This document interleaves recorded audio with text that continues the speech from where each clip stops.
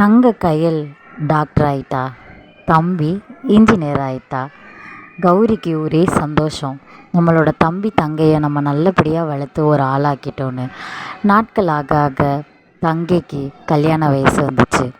கௌரி, உனக்கு கல்யாணம் பண்ணணும்னு தோன்றப்ப கல்யாணம் பண்ணிக்கலாம், உனக்கு பிடிச்சிருந்தா சொல்லு, அக்கா நான் பார்த்து வைக்கிறேன் தங்கக்கிட்ட சொல்ல. கயல், அக்கா எனக்கு எந்த பையனையும் பிடிக்கல.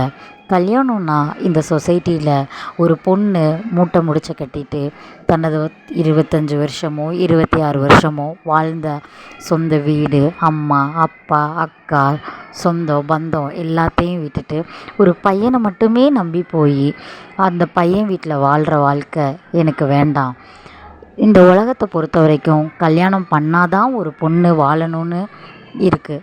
ஆனால் அதை எல்லாத்தையுமே மாற்றி, நீ அப்படி இல்லையே, நீ எங்களை நல்லபடியாக தானே வளர்த்த, நீ உனக்குன்னு ஒரு வாழ்க்கை அமைச்சிக்கலையே அப்படின்னு கௌரியோட தங்க கௌரிக்கிட்ட கேட்குறா கயல். கௌரி இதை யோசிச்சுட்டு, நான் எனக்குன்னு நீங்கள் இருந்தீங்க, ஆனால் எனக்கப்புறம் உங்களுக்குன்னு ஒருத்தர் வேணும் இல்லையா அப்படின்னு அவன் கௌரியோட அம்மாவோட மனநிலையில் இருந்து கௌரி கயல்கிட்ட இந்த கேள்வியை கேட்டா. அதுக்கு கயல் சொன்ன பதிலை பார்த்து கௌரி அசந்து போயிட்டா. இந்த உலகத்தில் யாருமே நிரந்தரம் கிடையாது. நீ கல்யாணம் பண்ணி வைக்க போகிற ஒரு பையனும் என்றைக்கோ ஒரு நாள் என்னையை விட்டுட்டு போக தான் போகிறான். இல்லை, அவனுக்கு முன்னாடி அவனை விட்டுட்டு நானும் போக தான் போகிறேன். இந்த உலகத்தில் கடைசி வரைக்கும் நமக்கு நம்ம மட்டும்தான்க்கா. நாளைக்கு நீ இறந்து போனாலும் உன் கூட யாரும் வரமாட்டோம், நீ மட்டும்தான் போவ அப்படின்னு கயல் கௌரி கிட்ட சொன்னான். கௌரி ஒரு நிமிஷம் யோசிச்சுட்டு, தான் கைக்குள்ளே இருந்த தம்பியும் தங்கையும் இன்றைக்கி தன்னை விட பெரிய அளவில் வளர்ந்து நிறைய அறிவுகளை கற்றுக்கிட்டு திறமைகளை வளர்த்துக்கிட்டு இந்த அளவுக்கு வளர்ந்துருக்கதை பார்த்து ஆச்சரியம் படைஞ்சா கௌரி. இதுக்கிடையில் அவளோட தம்பிக்கு மாறனுக்கு ஒரு பொண்ணு மேலே ஈர்ப்பு ஏற்படுது. அப்போ கௌரிக்கிட்ட வந்து அவன் சொல்லும்போது எந்த ஒரு தயக்கமும் இல்லாமல் ஒரு பெண்ணை என்ன கண்ணோட்டத்தில் பார்க்கணும், ஒரு பெண் கூட எப்படி பழகணுன்றத கௌரி தெளிவாக தன்னோட தம்பிக்கும் தங்கைக்கும் சொல்லி கொடுத்துருக்கா. அதனால தான் அந்த பொண்ணை பிடிச்சிருக்குன்னொன்னே அந்த பொண்ணுக்கிட்டேயே சொல்லாமல் முதல்ல தன்னோட அக்கா அம்மாவாக இருந்து வழி நடத்துகிற கௌரிக்கிட்ட வந்து சொன்னான்.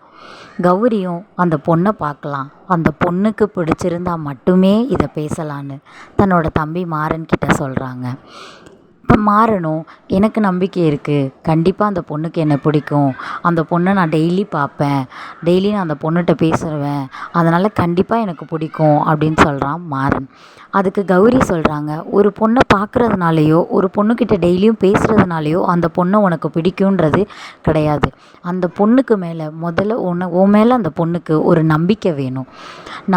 ஒரு நம்பிக்கை வந்தால் தான் ஒரு உறவுக்கு இடையில் ஒரு அர்த்தம் இருக்குன்னு சொல்கிறாங்க கௌரி. மாறனும் இதை புரிஞ்சுக்கிட்டு அந்த பொண்ணுக்கு தான் மேலே விருப்பம் இருக்கான்னு தெரிஞ்சுக்கணும் அப்படின்னு முடிவெடுக்கிறாரு. அந்த பொண்ணுக்கிட்ட போய் அடுத்த நாள் பேசலான்னு முடிவு பண்ணுறாரு. அந்த பொண்ணு, எனக்கு இந்த மாதிரி உன்னைய பிடிச்சிருக்கு அப்படின்னு சொல்லி அந்த பொண்ணுக்கிட்ட சொல்கிறாரு மாறன். அந்த பொண்ணு அதுக்கு, எனக்கு வந்து சிறிது நேரம் வேணும், நான் யோசித்து சொல்கிறேன்னு சொல்கிறாங்க. மாறன் என்ன சொல்லுவாங்க, நம்ம நல்ல பையன் தானே, ஏன் நம்மளை வேணான்னு சொல்கிறாங்க அப்படின்னு யோசிக்கிறாங்க. கௌரி எப்படி கயலையும் மாறனையும் வளர்த்தாலோ அதே மாதிரி தான் அந்த பொண்ணையும் அவங்க வீட்டில் வளர்த்துருக்காங்க. அந்த பொண்ணும் எந்த ஒளிவு மறைவும் இல்லாமல், ஒரு பெற்றவங்கக்கிட்ட எதை சொல்லணும் சொல்லக்கூடாதுன்றது இல்லாமல் உடனே அவங்க அம்மாக்கிட்டேயும் அப்பாக்கிட்டேயும் பேசுகிறாங்க. என் கூட வேலை பார்க்குற பையன்தான், எனக்கு அந்த பையனை பிடிச்சிருக்குன்னு.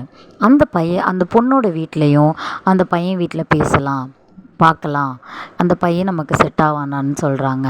அடுத்த நாள் அந்த பொண்ணு, என்னோடய அம்மா அப்பா கிட்ட நான் சொல்லிட்டேன், அவங்க உங்ககிட்ட பேசுகிறேன்னு சொன்னாங்க அப்படின்னு சொல்கிறா.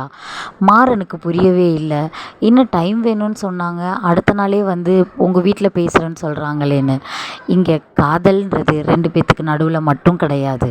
ஒரு 2 வீட்டு சம்மதத்தோடு நடக்கிற காதல் தான் கை கொடுமான்னு கேட்டால் அதுவும் கிடையாது.